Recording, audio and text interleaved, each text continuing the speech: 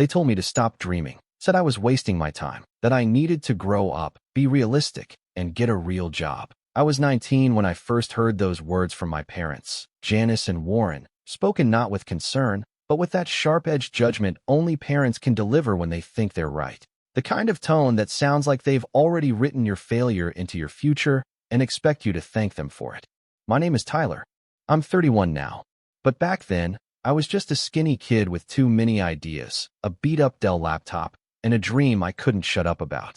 I didn't want to go to college, not in the traditional sense. I wanted to build something. I didn't know exactly what, just that it would be mine and that it would live online.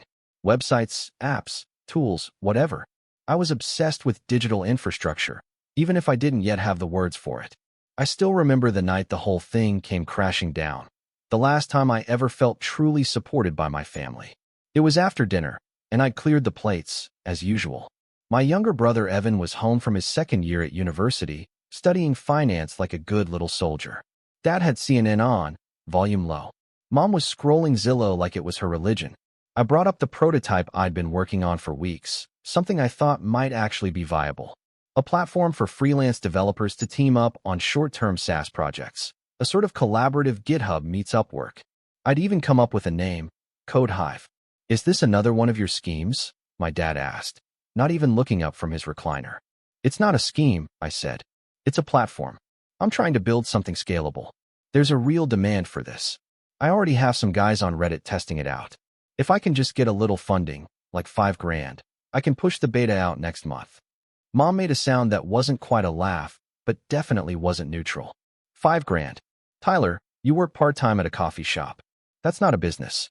That's a hobby. You need to grow up. I swallowed hard. I just need a little runway. I'm asking if you'd consider loaning me the money. Just a loan. I'll pay you back within the year. My brother smirked. Maybe if you spent less time dreaming and more time doing, you wouldn't need to beg. Evan, I said, trying to keep calm. I've put in 300 hours building this. I'm not begging. I'm pitching. The same way you'll be pitching banks for capital when you graduate. That's different, he said. I'll be working in finance. You're chasing some fantasy. And then Mom laid down the hammer. We're not investing in your delusions, Tyler. You're not Steve Jobs. You're not special. We raised you to be realistic, not reckless. That stung. Not because I believed I was some tech prodigy, but because I thought, deep down, I mattered enough for them to believe in me. Or at least pretend to. They said no, of course. Dad gave me a long lecture about financial responsibility, then pivoted to how I needed to man up and move out if I wasn't going to follow a normal path. Evan chimed in with some passive-aggressive nonsense about how he could probably get an internship at Goldman Sachs to bail me out later if I failed. Mom just sighed like I was giving her a migraine and disappeared upstairs. I didn't fight. I didn't cry. I just nodded, got up, and went back to my room. That night, I emailed my landlord and asked if the basement unit was still available. He gave me a deal on rent since it had a mold problem and 0 windows, but I took it. I packed my things, moved out 3 days later, and never looked back. Over the next few years, I worked. And I mean worked. 10, 12, sometimes 15 hours a day. I juggled freelance gigs to keep the lights on, survived on instant ramen and black coffee, and slowly but surely turned Code Hive from a janky prototype into a functioning platform. I taught myself proper backend engineering, hired 2 part-time devs from Brazil, and started getting real traction on Hacker News and Product Hunt. The app was buggy. The UI sucked. But it worked. And more importantly, people were using it. Meanwhile, my family acted like I had disappeared. Birthdays? Ignored. Holidays? Skipped. If I texted, I got a thumbs-up emoji from Evan or a one-word reply from Mom. I wasn't welcome at the table anymore. I'd embarrassed them, I guess. Failed to follow the script. But I didn't care. Not as much as I thought I would. Their silence fueled me more than their support ever did. By the time I hit 26, Code Hive had enough revenue to quit all my freelance work. I registered it as an LLC, brought on a real CTO, partnered with a small firm in Toronto for seed capital. We expanded, rebranded, cleaned up the UX. I paid off all my debts, moved into a downtown loft, and bought my first car, a used Tesla, because I wanted something quiet and fast. I still wasn't rich, not really. But for the first time, I had margin, security, control. And then came the call. It was my mom. I remember seeing her name on my phone and just staring at it for a full 10 seconds before answering. "Tyler," she said too brightly. "It's been a while." "Yeah," I replied flatly. "It has." There was a pause. Then she launched into it. How things were complicated right now. How the mortgage rates had ballooned. How Dad's retirement savings had taken a hit. How the house, the same house I grew up in, the same house they'd kicked me out of, was at risk of foreclosure. And finally, the ask. "We were wondering," she said, voice soft and sugar-coated, "if you might be willing to help out. Just a little. Just until we can stabilize things." I didn't answer right away. My mind was a storm of emotions. Rage, vindication, sadness, a weird, aching nostalgia. I imagined the kitchen, the worn wooden cabinets, the smell of Mom's overcooked lasagna. I imagined being 19 again, sitting at that table, asking them for $5,000. Just $5,000. I hadn't even asked them to believe in me. I'd asked them to bet on me. And they hadn't just said no. They'd laughed, mocked, dismissed me like I was a child waving a crayon drawing in front of a boardroom. So yeah, I took a deep breath. And I said the only thing I could say. "I'll think about it." And then I hung up. But of course, I already knew what I was going to do. I wasn't going to send them money. I was going to send them a message. One they'd never forget. And I had the perfect idea. But I'll tell you about that part soon. Because before I show you what I did, you need to know how bad things really got. How my parents started playing victim. How Evan got involved. How things spiraled into full-blown manipulation and guilt trips. How they tried to tear down what I'd built, again. And how, this time, I was ready for them. Ready to watch them fall apart under the weight of their own entitlement. Ready for revenge. I didn't hear from them again for about a month. After that first call, after I said I'd think about it, they must have assumed I was caving. That the years of distance had softened me. That maybe, just maybe, I was still the people-pleasing kid they'd raised to nod along and stay in line. They were wrong. But I didn't tell them that. Not yet. I let the silence simmer, gave them time to stew in uncertainty. I wanted them to reach out again, not because I needed more groveling, though I won't lie, it was satisfying, but because I knew them. My parents didn't ask for help unless they were desperate. And desperation always makes people show their true selves. Sure enough, it didn't take long before I got the second call. This time, it was my dad. I was eating lunch when his name popped up. I let it ring twice, then picked up, keeping my voice neutral. "Hey, Tyler, glad you picked up." His voice was tight, less friendly this time. Like calling me was a task on his to-do list he just wanted to cross off. I wanted to follow up on our last conversation. "Okay, I take it you've had time to think." "I have. And I'm still thinking." That silence that followed was the same kind of silence I used to get when I brought home a B on a math test. Not angry, just disappointed. Calculating. Like he was trying to figure out where he'd gone wrong raising me. "Tyler," he said finally, "this is your family we're talking about." "Yeah, I know. We're not asking for a handout. Just a bridge. We've done a lot for you over the years. Paid for your school. Roof over your head. Food on the table. I paid rent the moment I turned 18. I reminded him. "You made me sign a contract, remember? That was to teach you responsibility. Right? And I learned it. So responsibly, I'm thinking about it." He exhaled hard. "We don't have time for games. I'm not playing." Click. He hung up. And for a while, that was that. But the real breaking point didn't come from that call. Or the one after. Or even the surprise visit that happened a week later when my mom showed up at my office unannounced with homemade banana bread and a voice trembling with forced sweetness. No, the real turning point came when I found out what they told Evan. It was late spring when my brother finally reached out. Texted me out of the blue. "Yo, you got a sec?" I stared at it for a long moment. Evan and I had never been close. He'd always been the golden boy. Charming, clean-cut, obedient. Did everything by the book. Honors classes. Football. Finance degree. Internships. LinkedIn posts about growth mindset and value creation. The kind of guy who said things like, "circle back," in casual conversation. But I replied, "Sure. Need to talk. Call." I called him. He picked up on the first ring. "Hey," he said.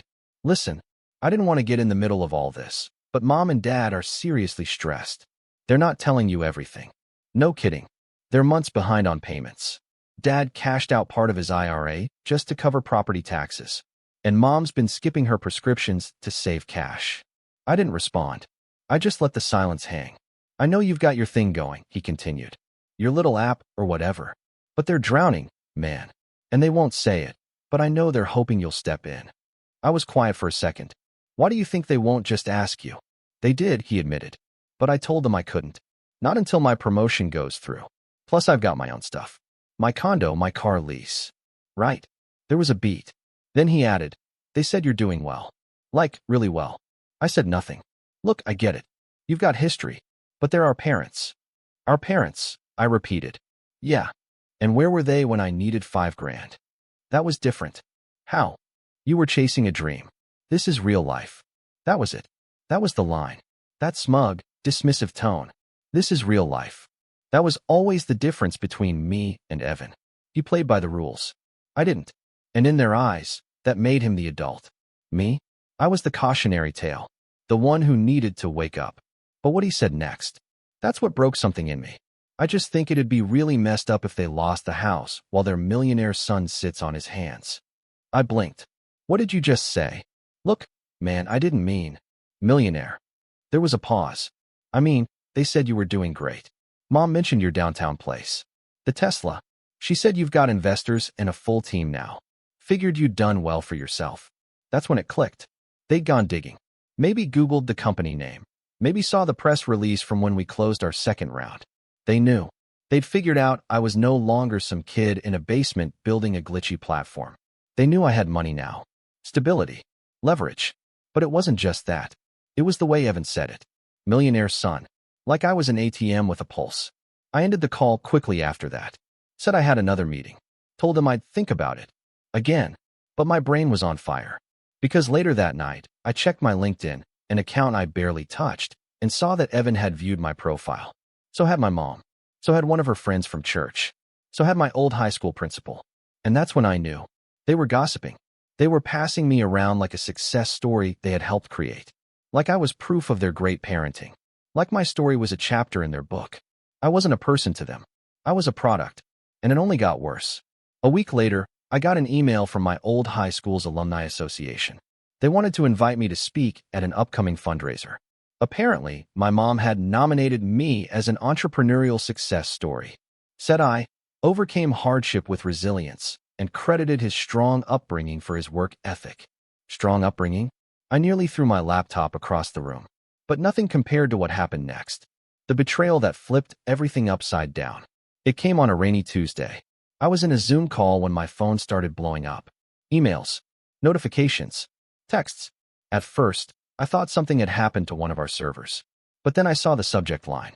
Family in need. Help save the Thompson home. They'd started a GoFundMe.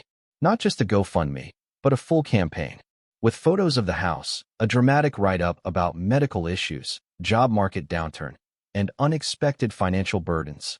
My mom had written it like a novel, full of half-truths and manipulative language.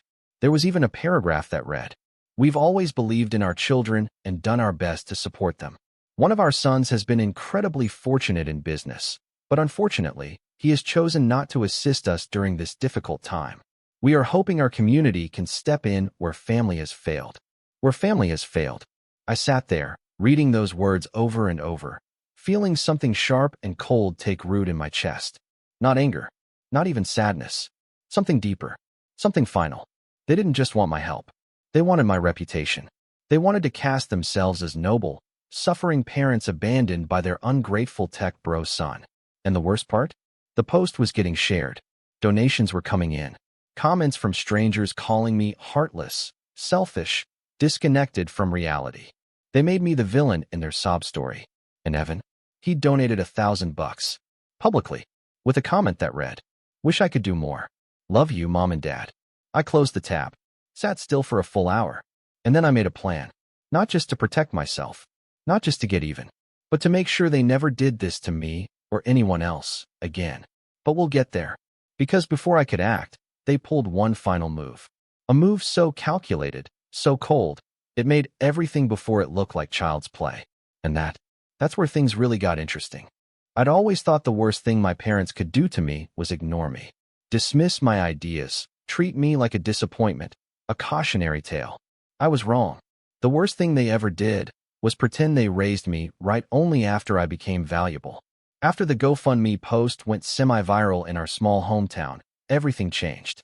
The house I grew up in became a digital monument to their suffering, and I became the villain. The comments were brutal. People from our old church called me a disgrace. A couple of former classmates even DM'd me to say they'd always known I was arrogant. One girl I barely remembered sent me a screenshot of the post with the message, "Wow, hope your Tesla's comfy." It wasn't the shame that got to me, though. It was the betrayal. The realization that even success, especially success, didn't earn me respect in their eyes. It only made me a resource, a gold mine to be guilt, squeezed, and leveraged. And it didn't stop with the fundraiser. 1 week later, I received an envelope at my apartment. No return address. Inside was a single page, neatly folded. No note, no greeting, just a copy of the deed to the house I grew up in, highlighted to show the overdue balance and foreclosure proceedings. At the bottom, someone had written in blue pen, "Still thinking about it." That was when I cracked. Not in some dramatic way. No screaming, no shattered glass. I just sat on my couch, holding that paper, and felt nothing. Not anger, not hurt, not even disbelief. Just cold, quiet detachment. I remember getting up, walking to the bathroom mirror, and staring at my reflection for a long time. I looked older than I felt. Tired. Not from work, but from the weight of carrying this invisible war with people who were supposed to love me. And then I did something I hadn't done in years. I opened the folder on my hard drive labeled Personal. It was buried under layers of work documents.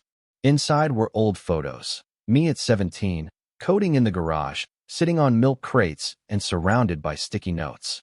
One shot had my prototype sketch taped to the wall behind me. Code High version 1.0 dream. Build. Share. I smiled just a little. That version of me had hope. Hunger. But also this raw kind of belief that if I built something good enough, I'd finally be enough. For them. For the world. For myself. I closed the laptop and sat in the dark until the city lights dimmed outside. That night, I deactivated every one of my personal social media accounts. LinkedIn, Instagram, even Reddit. I sent my PR agency a memo to pause all press and partnerships for 30 days. I told my assistant to cancel all speaking requests, podcasts, and interviews. And then I disappeared. Not from the world, just from theirs. I needed to rebuild. Not my business. Me. For the next few months, I pulled back from the hustle. Delegated more. Started going on walks without my phone. Meditated in the morning. Took weekend trips, solo. Paris, Kyoto, even a cabin in northern Alberta where there was no signal and no one who knew who I was. At first, I felt twitchy. Like I was falling behind. Like the world would forget me if I stopped feeding it. But something strange happened. I began to feel okay. Then, better than okay. I started journaling.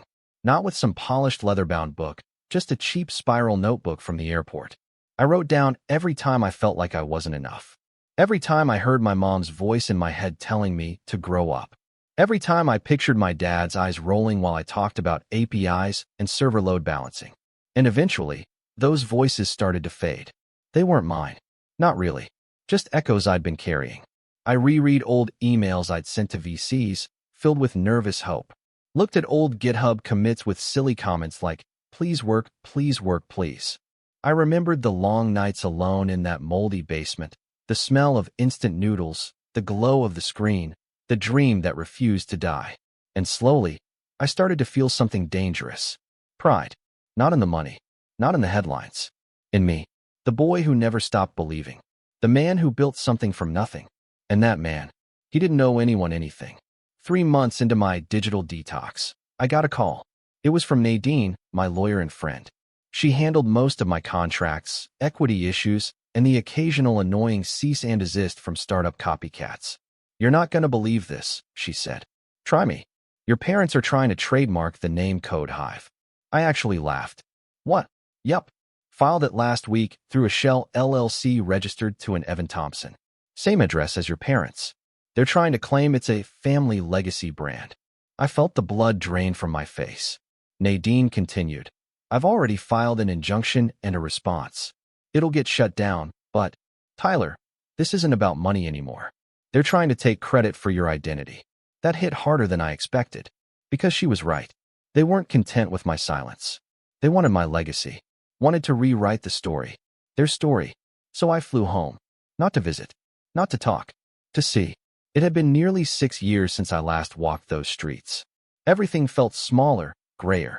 The town square now had a cheap coffee chain where my favorite old bookstore used to be. The local newsstand was gone. The library had a busted roof and brown grass. But their house, still standing. Barely. The lawn was overgrown, paint peeling, a foreclosure notice taped crookedly to the mailbox. And the SUV in the driveway still had the proud parent of an honor student bumper sticker. That part almost made me laugh. I parked down the street, just stared at the house. No one came out. No movement. Just the soft sway of broken blinds in the upstairs window. I didn't knock. Didn't text. I just stood there until the sun dipped low enough to cast the whole house in shadow.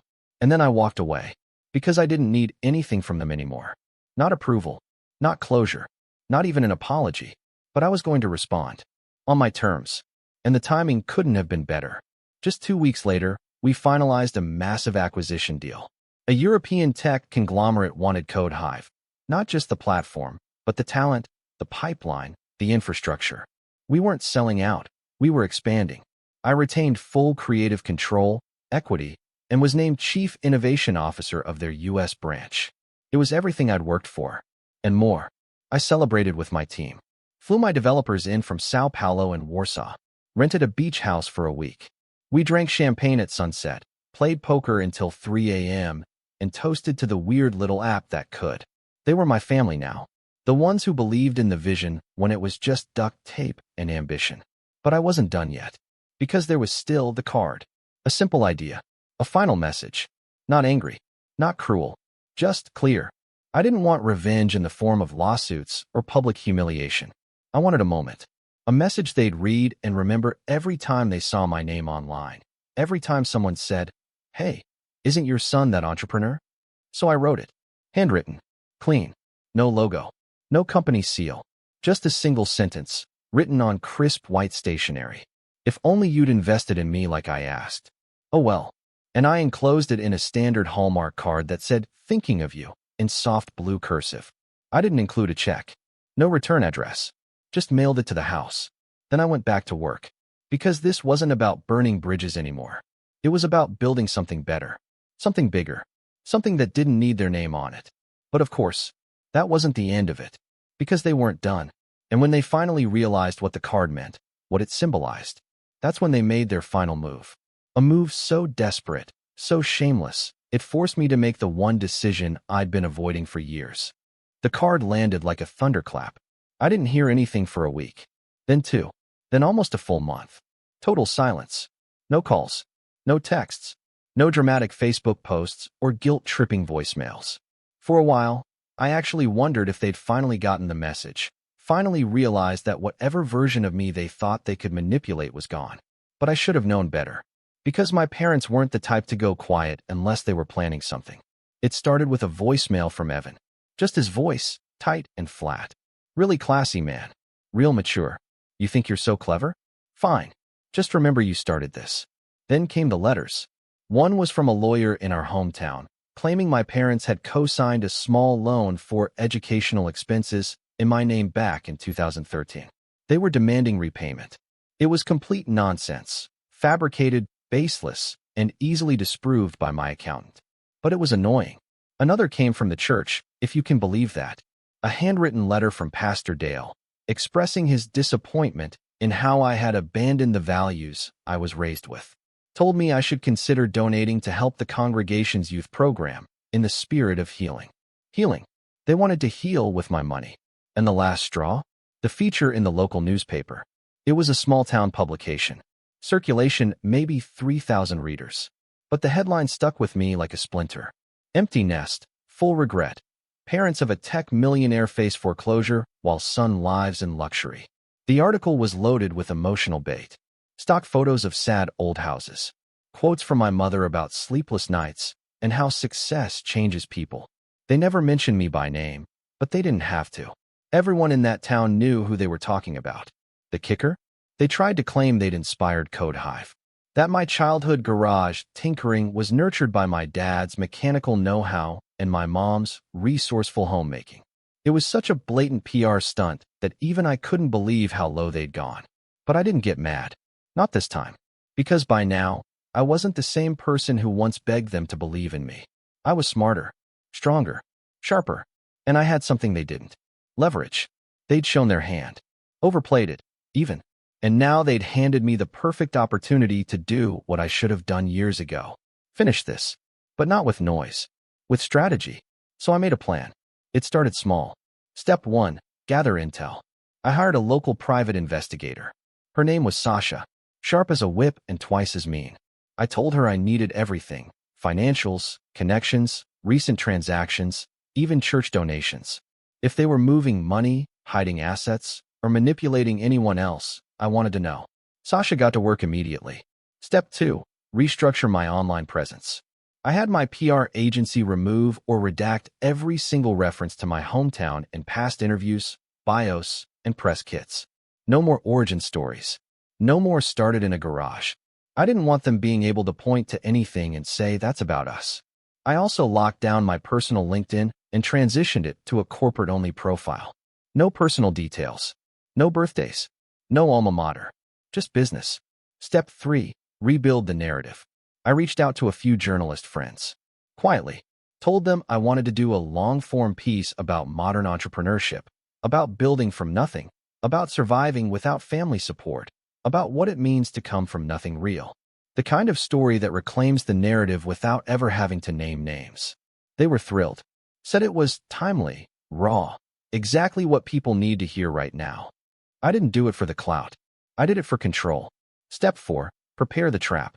Sasha delivered her report 2 weeks later. Turns out, my parents weren't as broke as they claimed. The house. Yes, in foreclosure. But they had 3 other properties in various states of rental. 2 in town, 1 out of state. All owned under a different LLC registered to, drumroll, Evan. They'd been funneling rent money through shell accounts while crying poor in public. The GoFundMe? Over $40,000 raised. And where did most of it go? Not to medical bills. Not to prescriptions. They'd bought a new boat. A goddamn boat. I scrolled through Sasha's photos, mouth dry. My parents, lounging on the deck, holding wine glasses like they were in a magazine ad. Evan steering like he was captaining a yacht instead of a pontoon. I closed the file. That was it. That was all I needed. Because now I had proof. Proof of deception. Proof of fraud.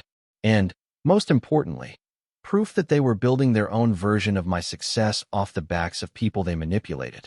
But I wasn't going to expose them yet. No, first I needed to lay the perfect bait. It came in the form of an opportunity.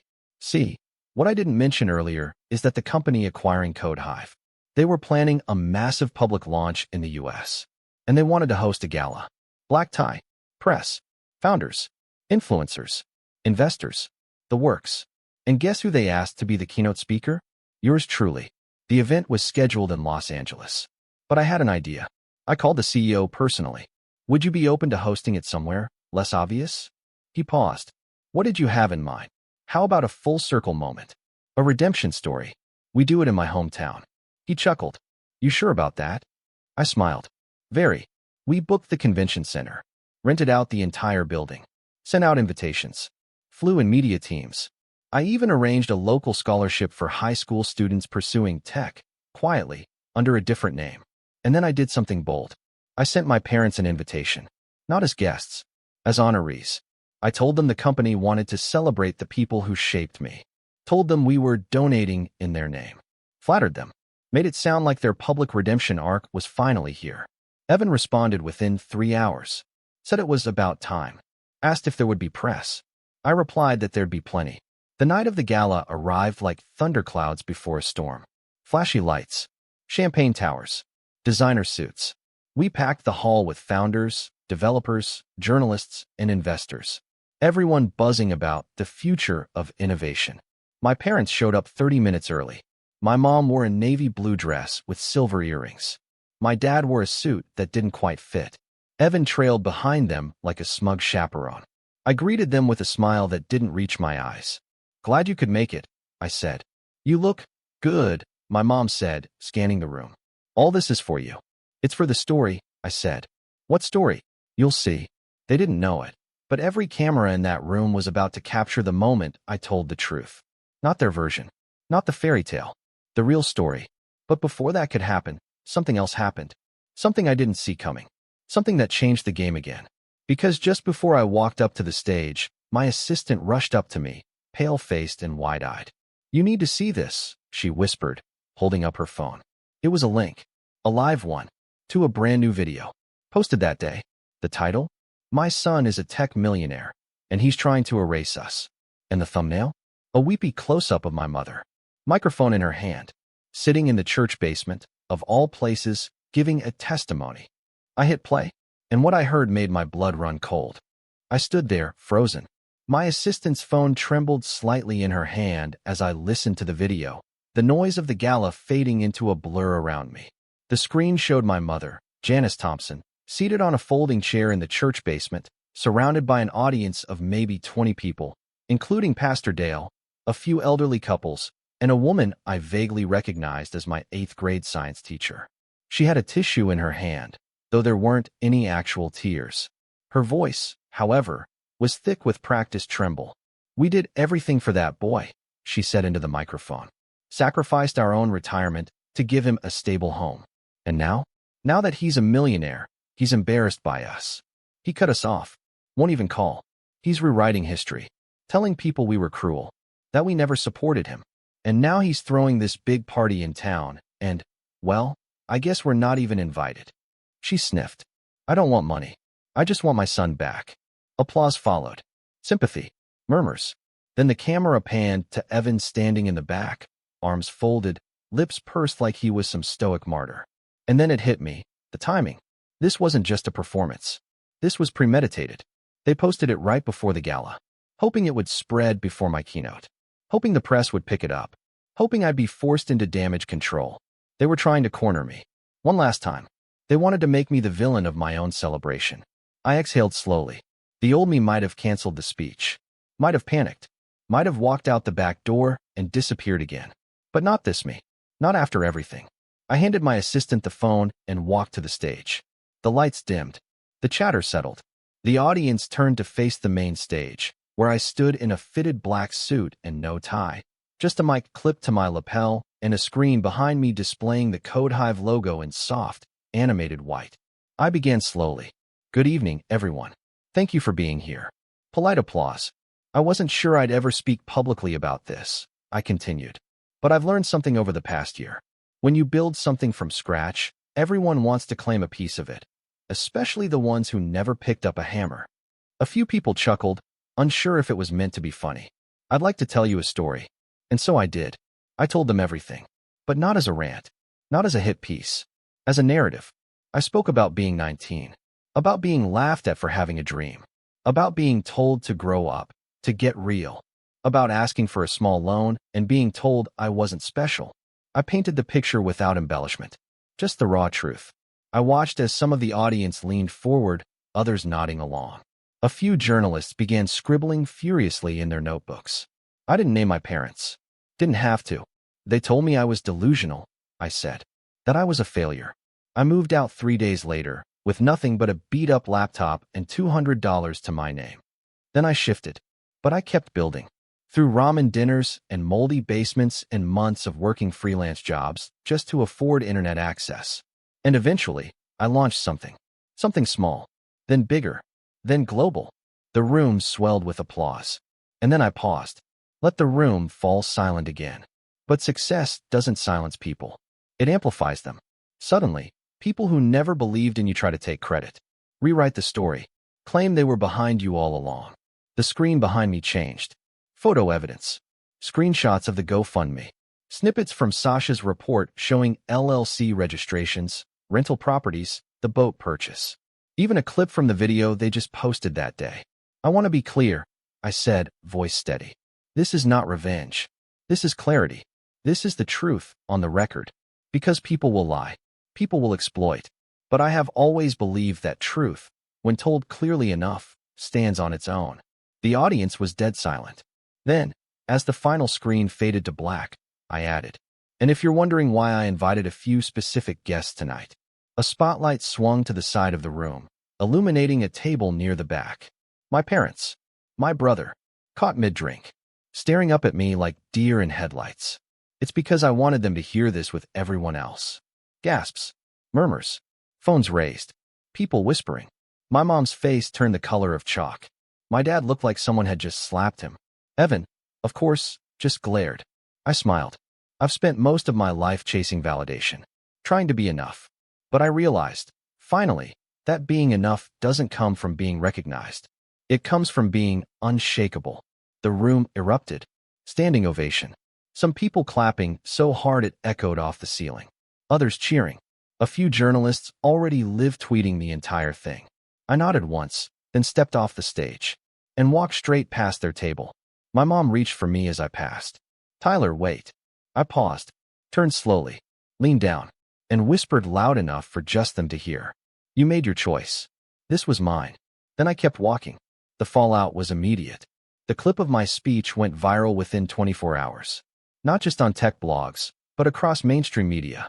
Headlines praised the tech entrepreneur who told the truth. Commentators called it the most satisfying moment in startup history. Some even called it corporate revenge done right. The GoFundMe was flagged for fraud and frozen. The boat, repossessed. The rental properties, investigated for tax violations. Turns out, when you lie to the IRS and the internet at the same time, karma moves fast. My brother tried to do damage control on social media, claimed it was all a misunderstanding, but no one bought it. His employer quietly terminated his contract less than a week later. As for my parents, they sold the house. Quietly. Moved 2 states over. No announcement. No goodbye. I haven't heard from them since. But sometimes I Google their names. Just to check. No updates. No fundraisers. Just silence. And me? I kept building. Code Hive is now in 5 countries. We launched a fellowship for underprivileged coders. I bought a house overlooking the ocean. Not because I needed it, but because it reminds me every day that I built this. Not in spite of what they did to me. Because of it. Not out of spite, but from resolve. Sometimes people ask if I regret cutting ties, if I wish things had gone differently. And I tell them this. You don't owe anyone the story they wanted. You owe yourself the ending you deserve. And this was mine.